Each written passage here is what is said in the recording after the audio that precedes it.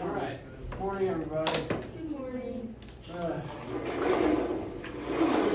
Happy Monday. How y'all doing? Good. All valid. All valid answers.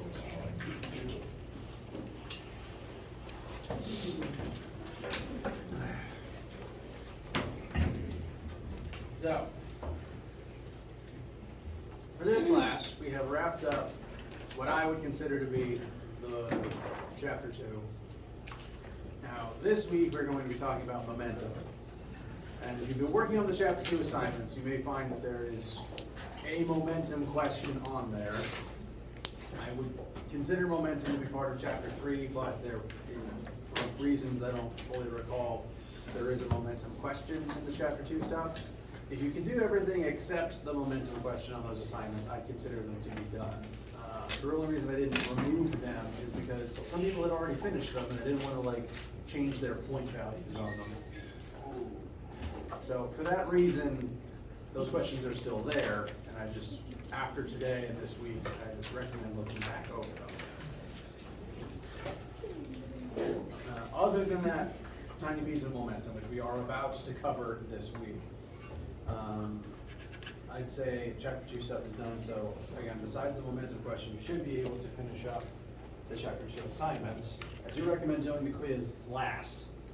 If for no other reason, then there's a momentum question on it. You want to make sure you learn momentum yet. So hold on from the chapter 2 quiz, but wrap up the chapter 2 homework, and with the momentum question will make sense after today.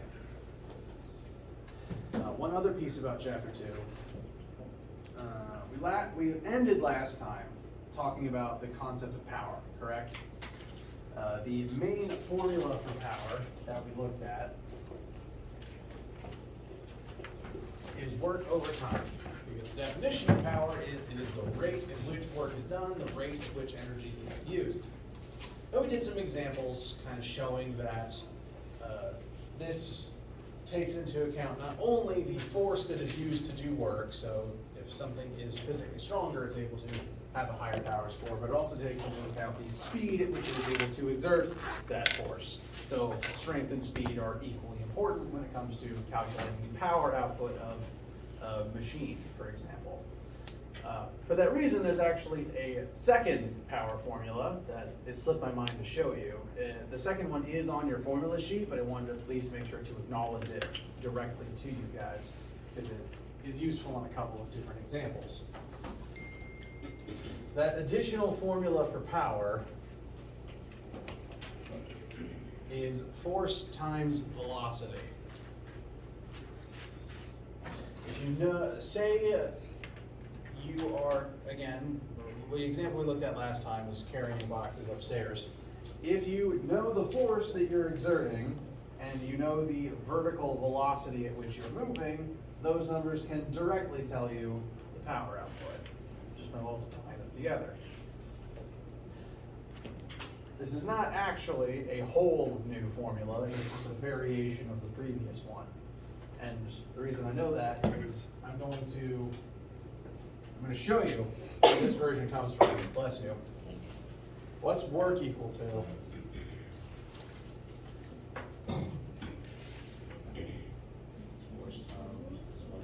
Very good. Force times displacement, with the caveat being that the displacement has to be parallel to the force. So I've separated work into force and displacement.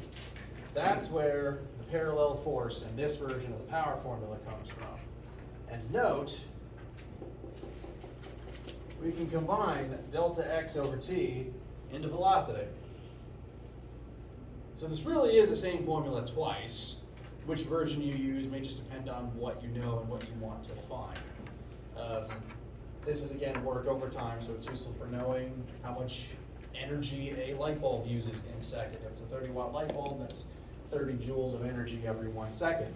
Alternatively, if you're talking about, say, a car engine, it exerts a certain amount of force to keep the car moving at a certain speed based on the engine's power output.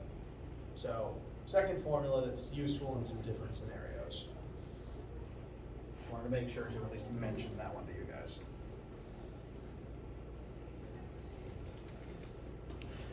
With that said, how do you guys feel about the Chapter 2 stuff? And do you have any questions from it or the homework from over the weekend?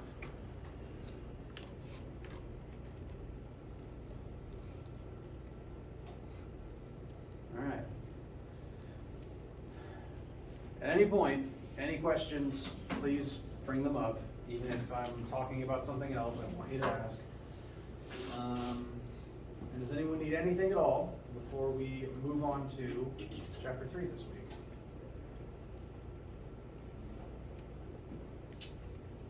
Yes. I know I could probably just look at the syllabus and answer my own question, but when is our first test in here? I am glad you asked. I've said it a few times in front of different groups, but depending on which classes have asked and if you were here or not that day, you may not have that info. So let me pull up a visible calendar and I will answer that one again. Hello, why did you do that? All right, today is Monday the 13th. My goal is for us to cover about one chapter a week for the bulk of the course. So this week, 13th through 17th, we're going to be talking about Chapter 3, Momentum. Next week, 20th through 24th, bless you, we will be talking about rotation. And then that will be the end of Chapter 4, the end of material that will be on the first test. Now, rewind. To answer your actual question, I am planning the test itself to be given between the last week of February and the second week of March. Now, I give tests during lab time, which is to say that whenever the test is happening, you show up for lab and you take the test instead. And it's on your own, you don't take it with your lab group, unfortunately. No, whenever it's test day, during lab time, you come here and you just have the 3 hours to take a 1 hour test. So you don't have to rush in and out. Yes? How long are these tests to be expected? I do write them to be done in an hour. Like, when I'm writing and grading, like when I create it and then test myself on it, if it takes me about 15, 20 minutes, because I've been doing this for a long time, because I do the questions ahead of time, that's what you guys should be able to do in an hour. So it is rated for an hour for you guys. But you have up to 3. So it's not like I'm giving you a 3 hour test and expecting you to do it in that amount of time. It's a 1 hour test and you just have up to 3 hours to take it anyway. For, academic accommodations, have to go to the bathroom, maybe you can come in late, it's fine. Any reason at all, doesn't matter. You can take the extra time. And I'll be up here answering questions. As for the actual when, did I address your concern first of all? All right. As for the when, I'm planning for Chapter 4 to take to about Friday the 24th, maybe extending on to Monday the 27th. My goal is for us to have the tests done and for me to have it graded by Friday, March 10th. 9 a.m. Friday, March 10th, because that's when midterm scores go out. So I want your first test score to be calculated into that. So my goal is for that first test to be given between the 27th and the 8th. Now, I think realistically, because if we wrap up Chapter 4 on this Friday or this Monday, then I'd probably start test season Friday the 3rd. And I'd be giving up 2 weeks of lab for this. I'd be giving up 2 weeks of lab, because if whoever comes to lab on Friday takes it this week, and then whoever comes to Monday and Wednesday takes it this week, that's 2 weeks of lab we're not normally meeting for a lab activity. So if that's how it ends up being, and I'm anticipating it being that way to account for spending lecture days, wrapping up Chapter 4, and reviewing, because I want to do that before anyone has to actually take the thing. I think starting it on Friday the 3rd, and then extending it to Monday the 6th and Wednesday the 8th. That gives everyone the most time to review, the most time to be able to come in on those lab days to take the test, and then I have them graded by Friday morning. Does that answer the question, and does that sound fair to everyone? All right. I would like us to, we still meet for class this day, the goal being I can give the test back. My policy is you can keep your graded tests here. So I'll grade it, I'll hand it back, we'll talk about it. And then, actually that next week is spring break, I think. So the week after we'd start chapter 5.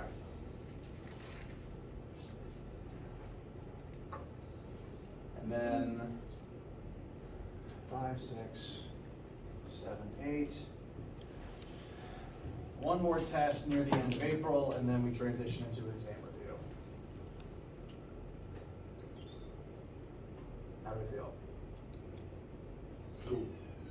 All right. So if Friday lab takes the test that 3rd of March, then Monday and Wednesday just wouldn't have lab that week? Correct. They would take the test too. No. Well, they would We take the it test next on the week. 6th and the No, 8th. no, I see. So that would mean no lab this Monday, Wednesday. If you have Friday, you'd come this day for test. And then the next week, if you have Monday or Wednesday, you'd come to take the test this day, and then Friday would have that week off. Okay, that makes sense. I'm glad. Yes. When do we get their review questions? Good question. Every year my old Brightspace course gets re-awarded, which means the old review questions should still be there, and I don't see them needing to be changed much. So I'm just checking real quick to see what's there. I will be updating them if need be, but there is a version there already.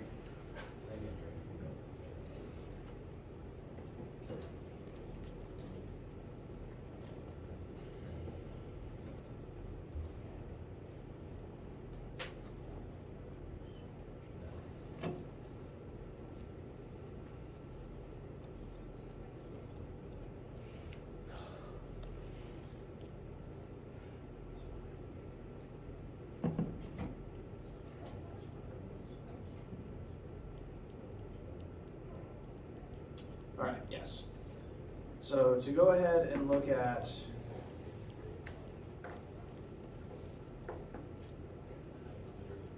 show Brightspace real quick. There's tabs for every chapter. I have more things visible because I've got some old outdated versions hidden. If you click here on the Test 1 tab, which is already there, you should be able to see it. Tab itself has the list of concepts that will be present on Test 1. Additional copy of the formula sheet is also here. This one's kind of a pared down version that only has the first 4 chapters worth of formulas on it. Now, I still recommend you have a full course sheet, but just studying for chapter 1, these are the only ones you should be familiar with at this time. So if you're looking over the whole thing and you think, oh, I've never seen the pressure formula before, it's because it's not on Test 1. And the previous year's practice test, which I glanced over, and none of the material was anything that I think needs changed. Last year's practice test is still going to be applicable to this year's test. These are just practice questions that I post so that you can do new practice to get ready for the test. Now, I write a new test every year, but it's always based on the same content. So these practice questions, once you get ready to practice for the test, are already here, and there's already an answer key, so you can check over your work. Does that address your question? Okay. And as we get towards the test, we can spend time reviewing for it as well in class.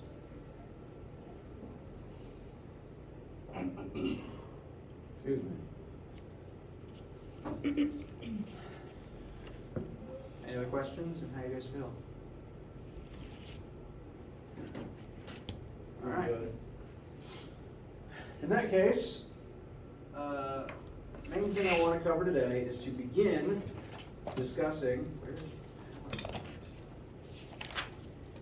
begin learning about, bless you, momentum. Right? That'll be what chapter 3 is about this week, and it will also be what our lab is about this week. So, especially if you have lab today, make sure you bring these notes.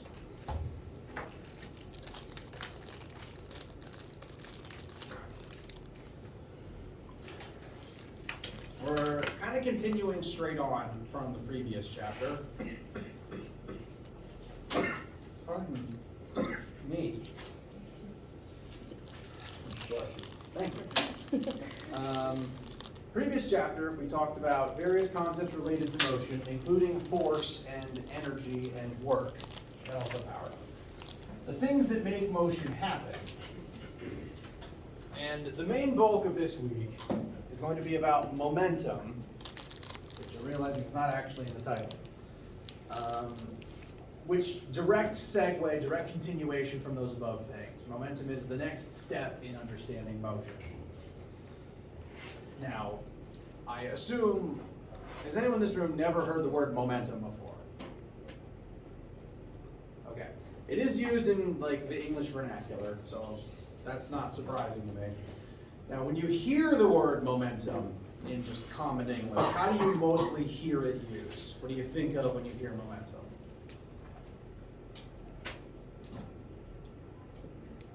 I'll say probably like, I don't know, if you shoot a ball for soccer, for example, the ball first accelerates and then it gets to a point where it has like reaches momentum.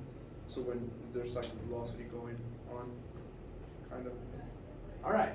So yes, when you kick a soccer ball, you apply a force to it, you accelerate it, you give it kinetic energy, and then it starts moving. Once it's moving, it has built up momentum that allows it to continue moving. Does that sound roughly consistent with how you've heard the word before? There's also, I guess, just the phrase, we gotta build up momentum, we gotta get moving and keep moving and things like that. Honestly, those are pretty fair definitions of the term, like as how, again, sometimes the way that the words are commonly used differs from physics, but that's a pretty on-the-spot definition, actually. Momentum can be thought of as a measurement of how hard an object is to stop while it's in motion.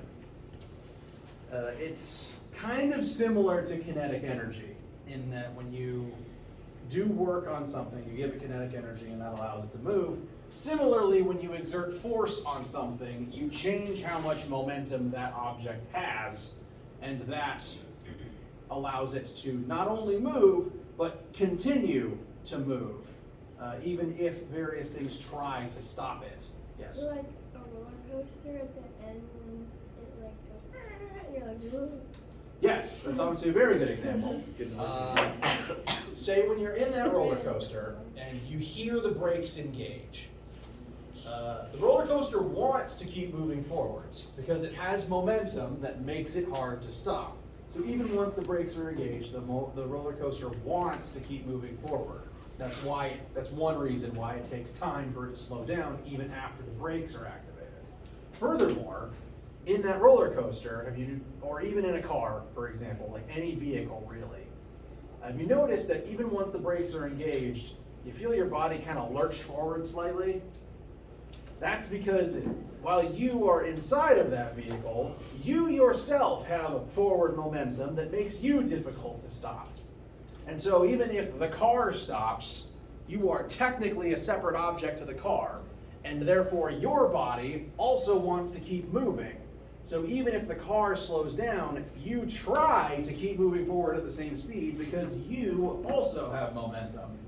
And that lurch you feel is technically the car or roller coaster slowing down beneath you and your body trying to keep moving at the same speed until the seat belt yanks you in place. Sound familiar with your experiences? Mm-hmm. So every object, when it's moving, has some amount of momentum. And again, this is a very similar concept to kinetic energy, I will admit. The formula is even kind of similar to kinetic energy. This is the symbol for momentum, rather confusingly. This is actually not a lowercase p, even though I did hit the P button on my keyboard to type it. The symbol is technically lowercase Greek rho. Like I said, we ran out of English letters a long time ago. And admittedly, it's not a very big difference. Lowercase English p has a stem, lowercase rho is smooth all the way around. So when I write it by hand, if I use the smooth version instead of an actual P, that's why. Also gesundheit. It is technically rho, spelled like this, like rhododendron. And so if I call it rho, that's why. If I read the formula out loud and I say rho equals mv, that's why.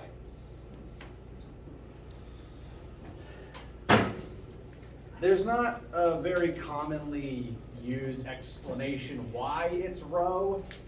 It can't be m because m is used for mass, unfortunately.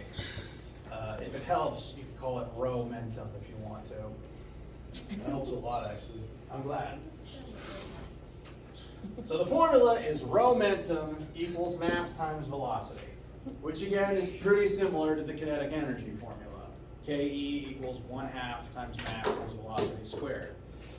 This means if something has mass and has velocity, it's going to have both momentum and kinetic energy at the same time. You may think that that makes one or the other kind of pointless, and I understand that frustration, because why calculate them separately if they're always going to go in tandem like that? You use the same variables and two slightly different formulas to get slightly different numbers, and why? The reason, as weird as it sounds, the momentum and kinetic energy are in fact completely separate phenomena.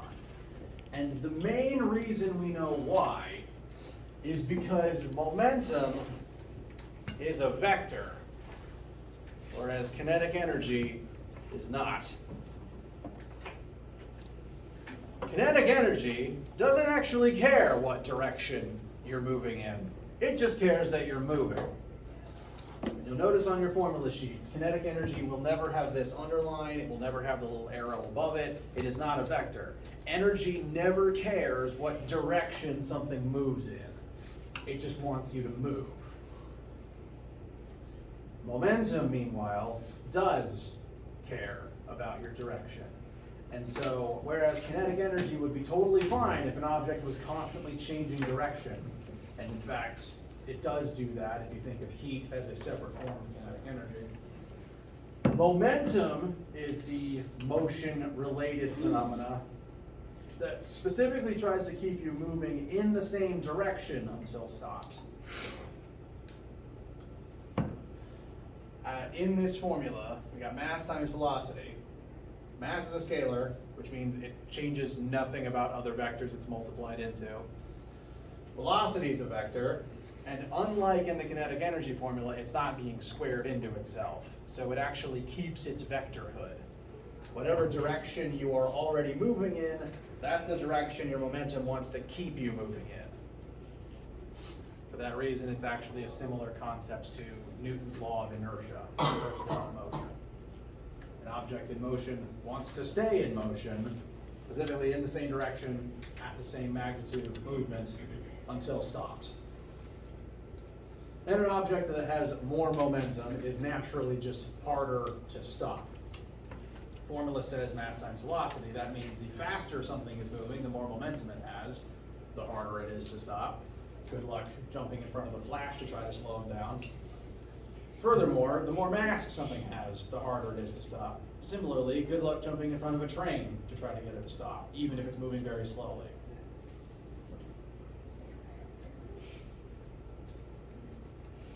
Don't jump in front of trains, or the Flash.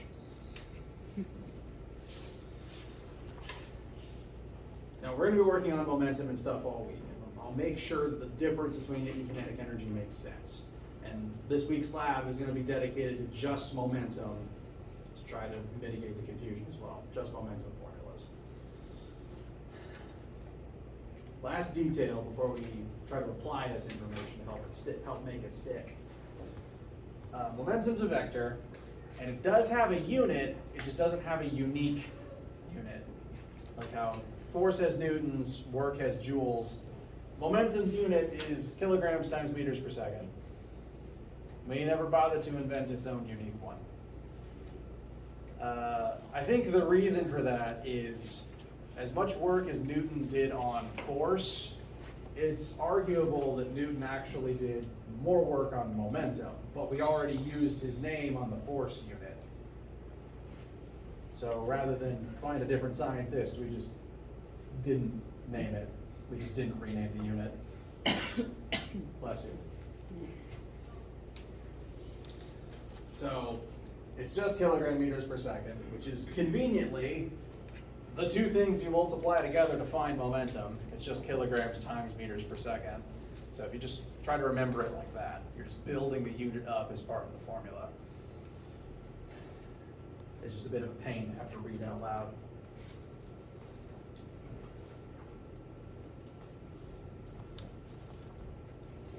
So rho equals mv.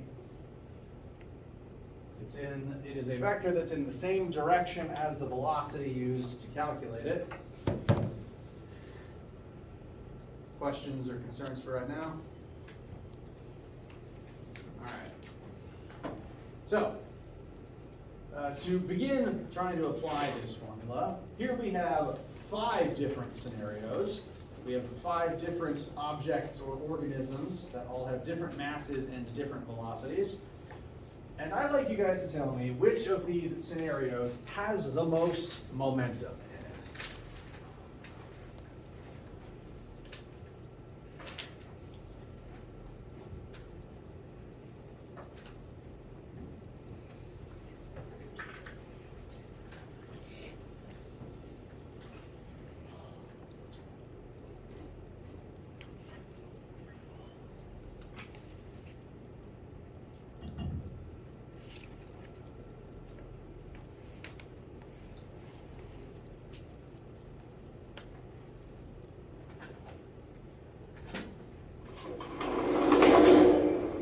Cast your votes now. B. E. E? He's got at least 2 votes for E. Because it's an E, right? I realize most of these letters sound the same. D. D. D. Alright.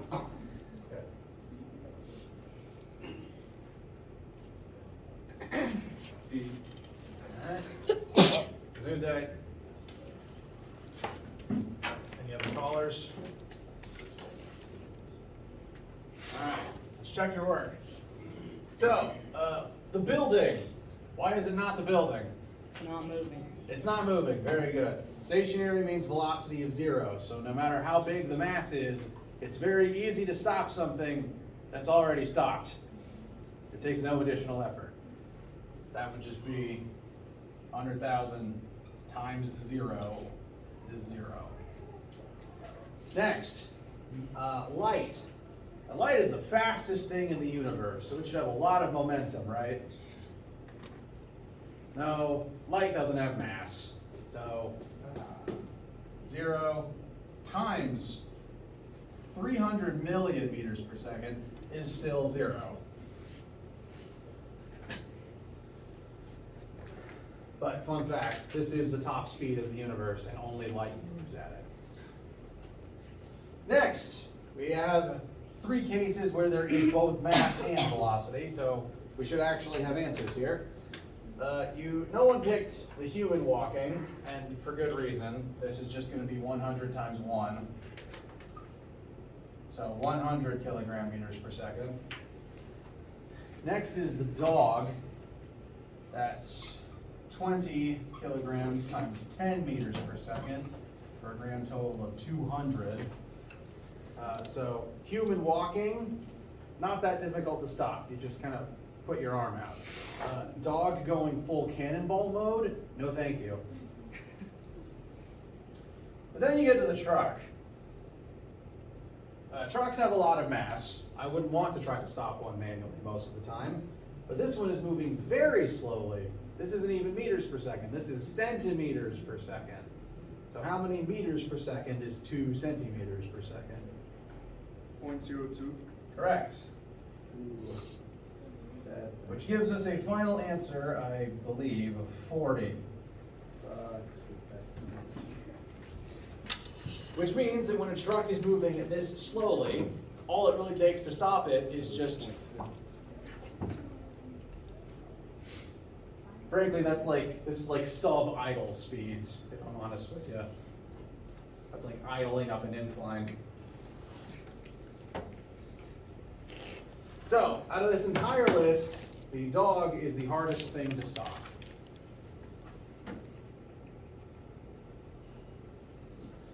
As someone who has 2 dogs and has been torpedoed by both of them, I can attest to that. How do you feel so far? All right. Now keep in mind, momentum is a vector.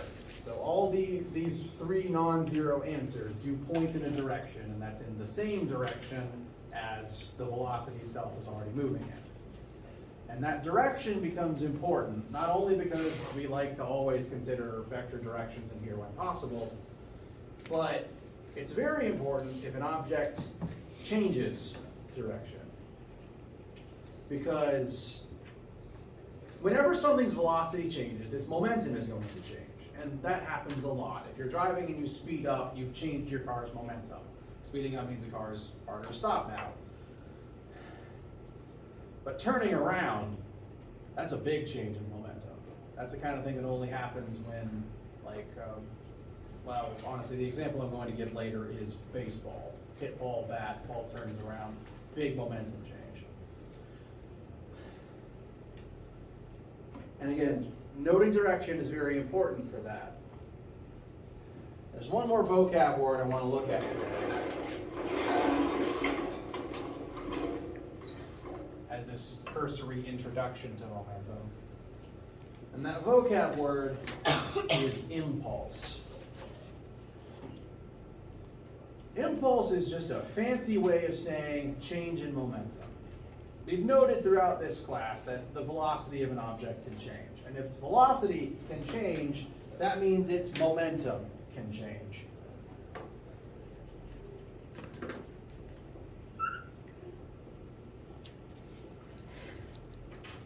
I'd say the simplest way of registering that would just be mass times change in velocity would represent the change in the momentum of the object. If you slow down by 10 meters per second, you're going to lose a certain amount of momentum in that direction. And for some reason, just calling it change in momentum wasn't good enough to scientists a century or 2 ago. They decided that it needed this concept, this notion of changing momentum, needed its own name. We couldn't give momentum its own unit, but no, the change in momentum needed a name. That name is impulse. The definition of impulse is the change in momentum. That's all it means. If I ask you for impulse, I just mean what is the change in momentum of an object. Its velocity changes, multiply that change by its mass, that tells you the change in the object's momentum. But they didn't stop with just naming impulse. No, they decided it needed its own variable abbreviation in formulas. Because it's too many pen strokes to just write delta rho. No, instead they decided to write lowercase j. So impulse is just a fancy way of saying change in momentum, and lowercase j is just the designated variable used for change in momentum. I don't have a good reason why they did this.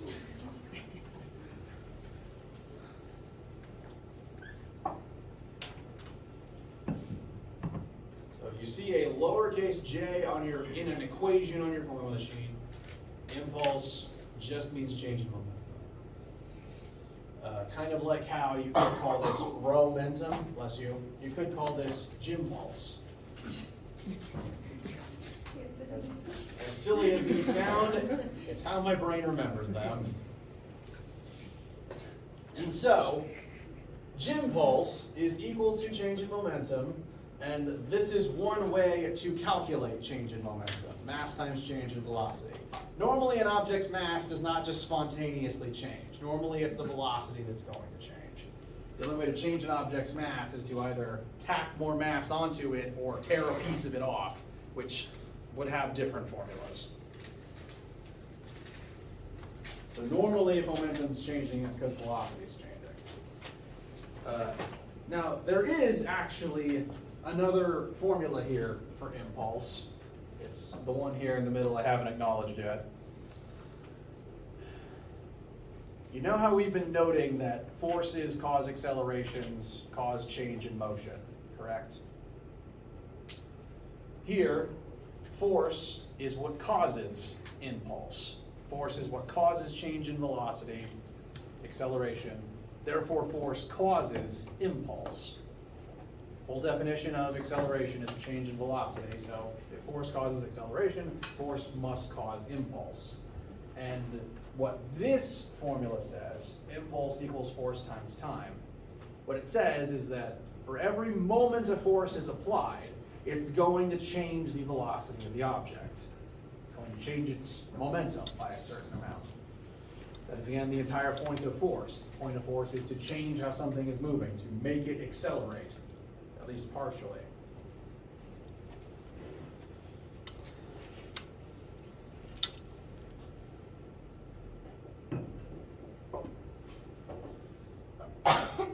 Bless you.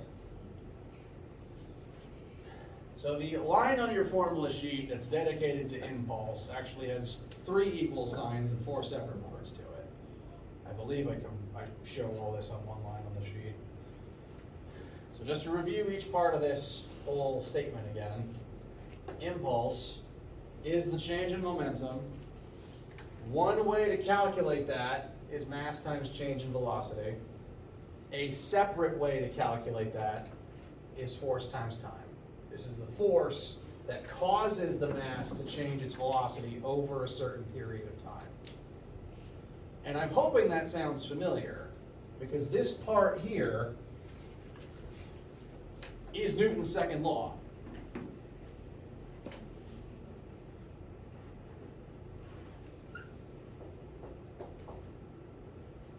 My marker's dying, I apologize.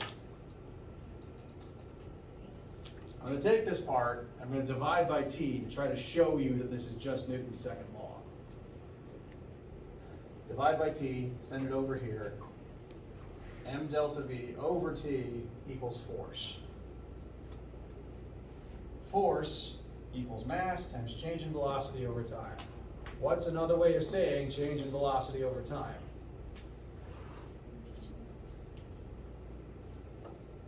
It's acceleration. Impulse is literally just Newton's second law reflavored.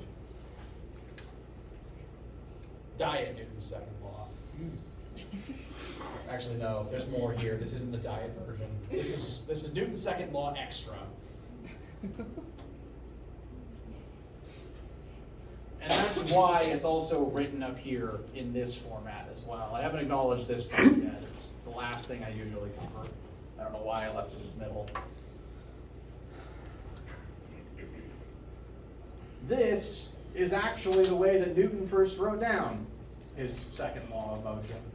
I briefly mentioned that he did more work with momentum as a whole, arguably, than with just force by itself. Like, most of his rules were written in terms of momentum. For that reason, this is what he actually wrote down, and over the years we just realized it also equals MA, or MA, which is another way of writing it. Because, again, if you look here, m times delta v, well, that's another way of saying change in momentum, which is impulse. So you could write, instead of m times delta v, change in momentum, still over time, equals net force. It's all still Newton's laws. It all bends back in on itself. This whole class is just going to refer back to things we've already covered. So, impulse is just a fancy vocab word for change in momentum, which happens when you exert a force on something for a certain amount of time. Now, the amount of time is important. For example, in the case of baseball, every force is applied for a certain amount of time. Now, some forces last indefinitely, like the gravity between you and our planet. But in the case of a baseball being hit by a baseball bat, that force only happens for a short fraction of a second while the ball is in contact with the bat. All forces, all collisions, last a certain finite number of seconds, even if that number of seconds is less than one whole second. Like, baseball impacts happen pretty fast, car crashes happen pretty fast, but every force is still only applied for a certain small fraction of time. And that time is the T in these versions of the formula here. It's the time that the collision lasts, the time it takes for the force to be applied to cause the change in momentum. Here again, as applied to baseball, we have a 100-gram baseball flying towards you at 15 meters per second. We're gonna do as a baseballist does and hit it with a baseball bat.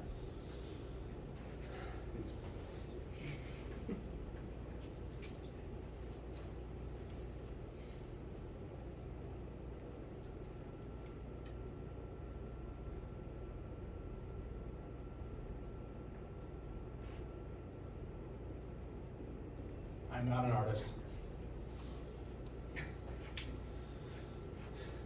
Baseball is going to be moving towards the bat. After the bat is done colliding with it, the ball is going to turn around, did I say 20? And be moving at 20 meters per second in the opposite direction. That's a pretty big change in momentum. It had momentum going this way, now suddenly it has momentum going that way. That's a pretty big change.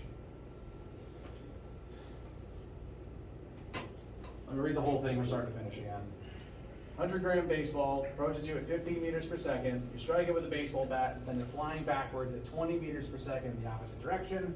The bat is in contact with the ball for 0.3 seconds. So let me write down the variables I haven't stated yet. Mass is 100 grams. Time of impact is 0.3 seconds. I've noted I'll write them here as initial and final velocity.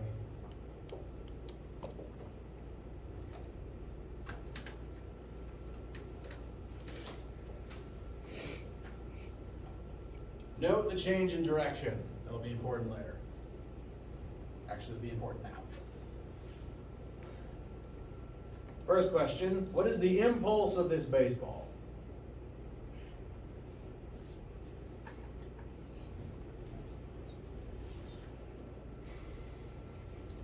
80%. Say again? 80%.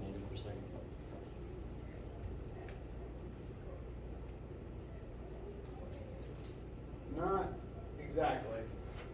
Oh, I see. So you've noted the difference between these two numbers, correct? All right, that's a good, we do need to do that. That is part of what's happening here. So these numbers, just 15 and just 20, are 5 apart. However, note the direction change. 35. Exactly. We go from 15 this way, turn around, and go 20 that way. If we follow the rules of how deltas work in our formula, delta anything is final minus initial.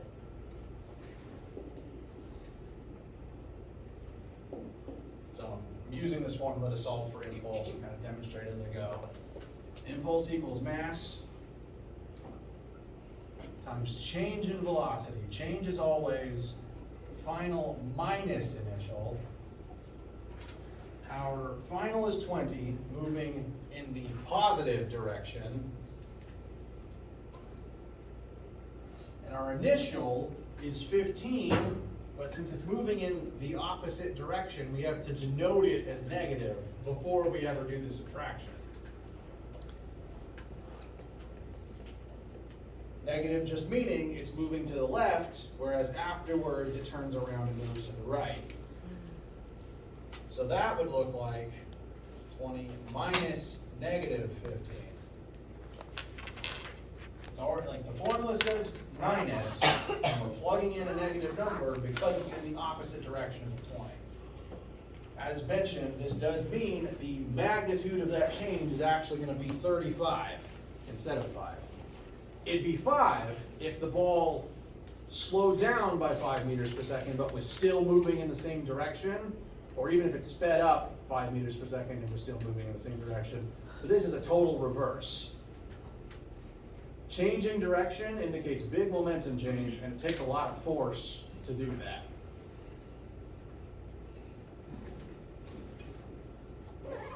So impulse can equal mass times change in velocity. It's just one option. It's the option I've decided to use. You do want kilograms for the mass. We were given grams, so I spot converted into kilograms. And that would be 0.1 times positive 35, 3.5 kilogram meters per second. Impulse is the same unit as momentum, because impulse is change in momentum, they share a unit.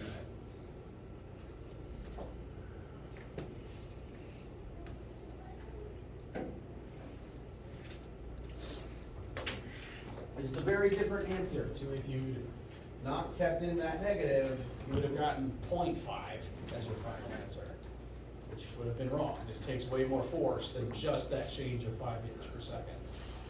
It's why we use baseball bats. You deliver more force because of the torque of the swing arm. Last thing I'll do is just show how one would calculate that force. Impulse also equals force times time. Found the impulse, want force, collision mass of 23 seconds, and you get like a force of 10 newtons. So you could use this method to determine how hard someone swung the bat as long as you know the ball's mass and change in velocity. And sports